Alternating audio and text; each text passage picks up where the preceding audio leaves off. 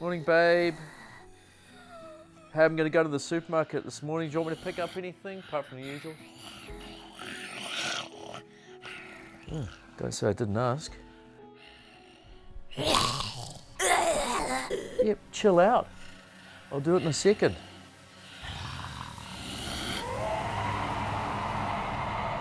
Oh my gosh, somebody got up on the wrong side of the bed this morning.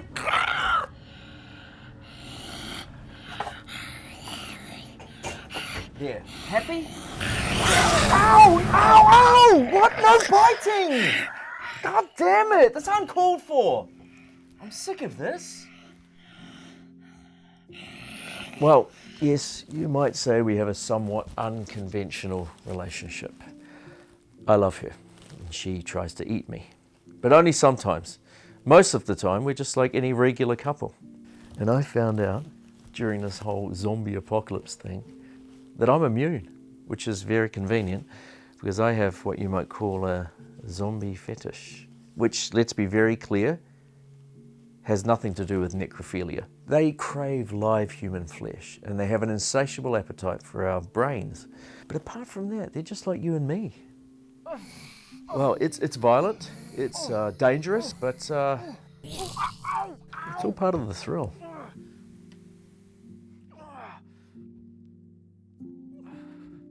It's hard dating a zombie.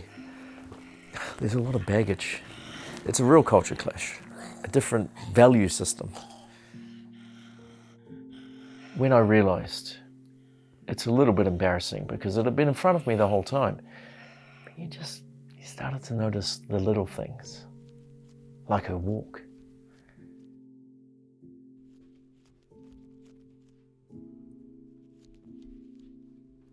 It just reminded me of something. I couldn't quite put my finger on it. Something was out of place, and then it was the way she sounded. Like a dinosaur with asthma trying to clear its throat. I mean, that's not how a zombie should sound. And then it dawned on me. She was always just slightly out of focus. Originally, I put it down to needing glasses, waste of money, because no matter what vantage point I looked at her from, she always just looked kind of soft. Then I began to piece it together. The movements, the noises, the focus. The way that everything she did made no sense for a zombie to do. I'd fallen in love with a Znyder Zombie.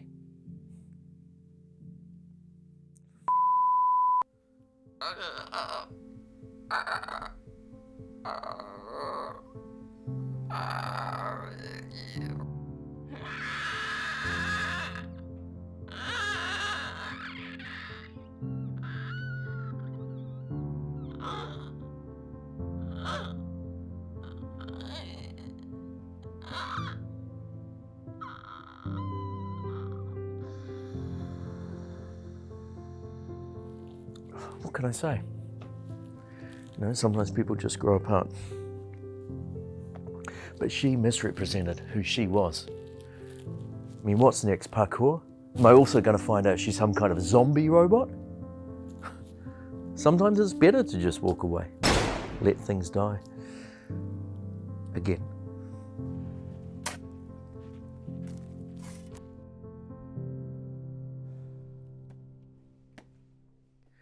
Plus, if we're being completely honest, I've always been more of a Romero guy.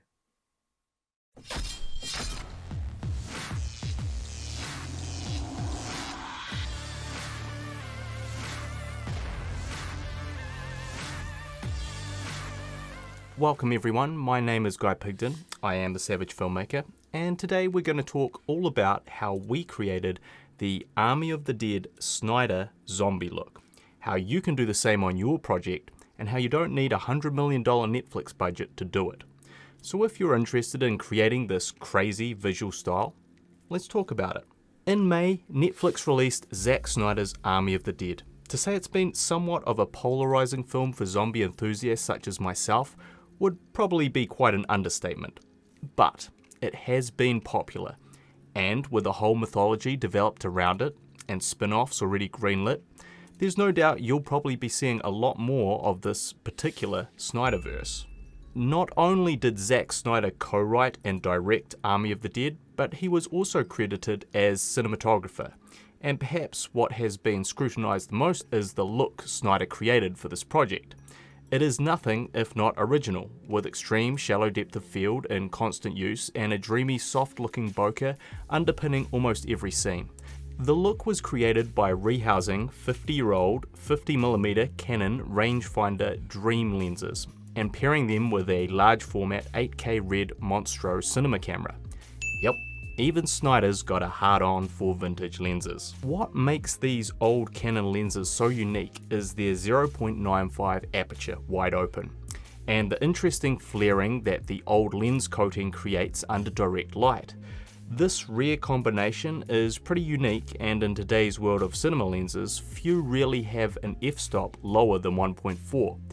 This is really a practical choice, as opening a lens up so wide leads to incredible low light performance and magical bokeh, but also means almost nothing stays in focus, and moving even a few centimeters will shift the focal plane to the point where features fall away in total blurriness.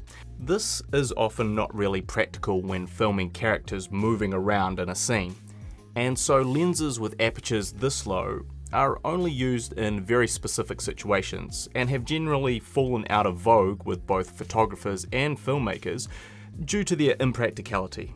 But at the end of the day, Zack's gone Zack, y'all. Now, as somebody who's made a zombie feature film, I Survived a Zombie Holocaust, available now on most streaming outlets, shameless plug, and has been known to do his own cinematography from time to time, I feel like I can speak on this subject with some authority. And while I much prefer his remake of Dawn of the Dead, this follow-up is nothing if not ambitious, and while I personally like my characters in focus, I have to at least applaud his bold choice here. But how do we get this look? Snyder had a camera which costs approximately $80,000 and the Canon Dream lens which second hand might cost you $2,000 to $3,000 on eBay. You don't have $83,000, do you? Do you? No. You don't. You can get a DSLR, you can get a range-finding camera. These are Leicas, they're expensive, but there's plenty of affordable and cool cameras. You have one in your pocket. Every single person has one. But we're indie filmmakers, so we're gonna do what we do best, not pay people.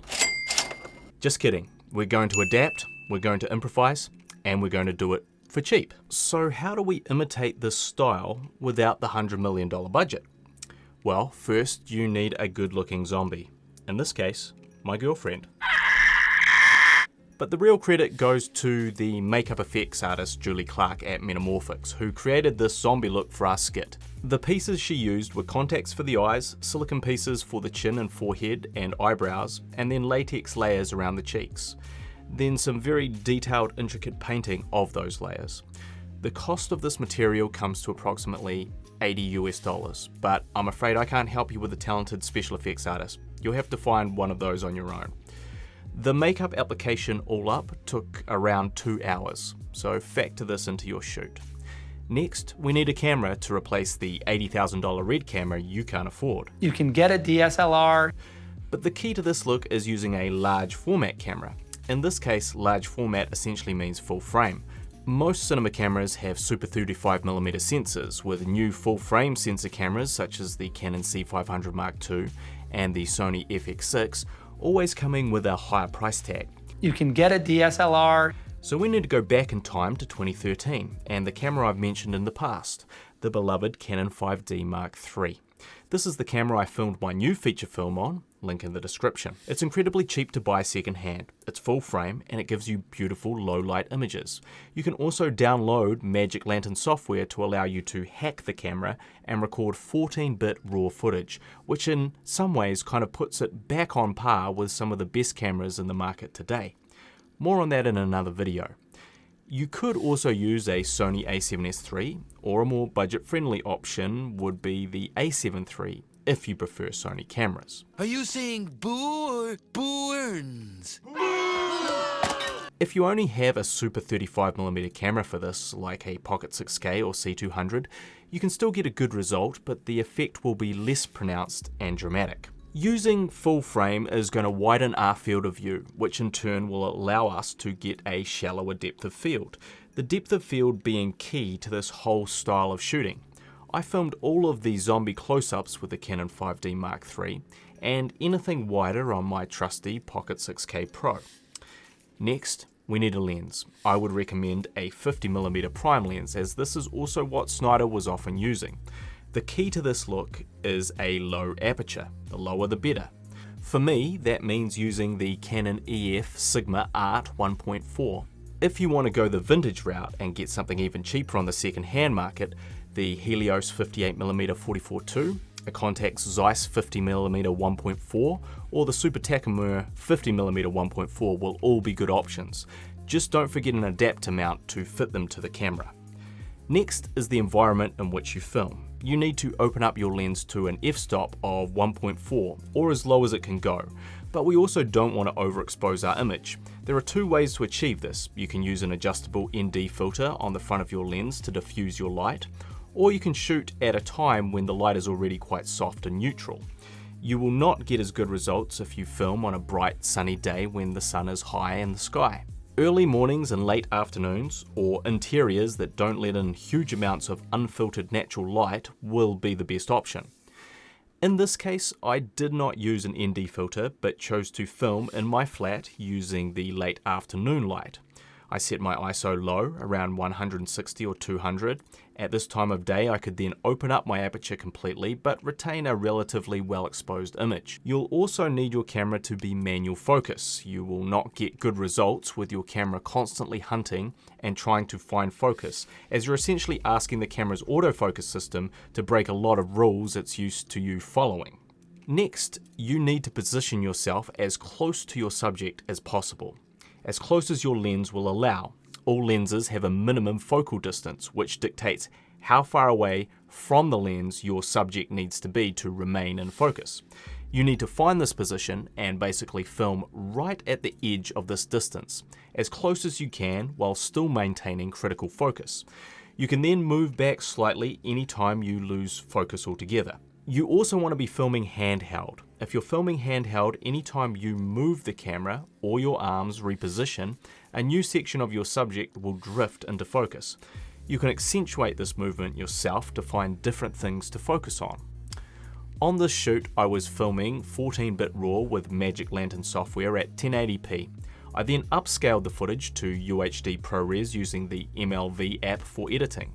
However, be warned, this will lead to some very chunky file sizes. Finally, in Premiere or Resolve, you just need to desaturate your image and add a little bit of green and blue to give it that quintessential Snyder feel. And there you have it. Our indie filmmaking DIY style Znyder Zombie look, made for approximately $82,000 less in camera gear and over $100 million less in overall budget. So hey, if it's not perfect, at least you save some money. You can get a DSLR, you have one in your pocket. Every single person has one. Every single person has one. Every single person has one. I hope you've enjoyed this video, and if you'd like to see my own zombie horror comedy feature film, I Survived a Zombie Holocaust. Does anyone besides me actually watch zombie films? Vampires are a lot sexier. You can check the links in the description. As always, I am the Savage Filmmaker, and I'll catch you in the next one.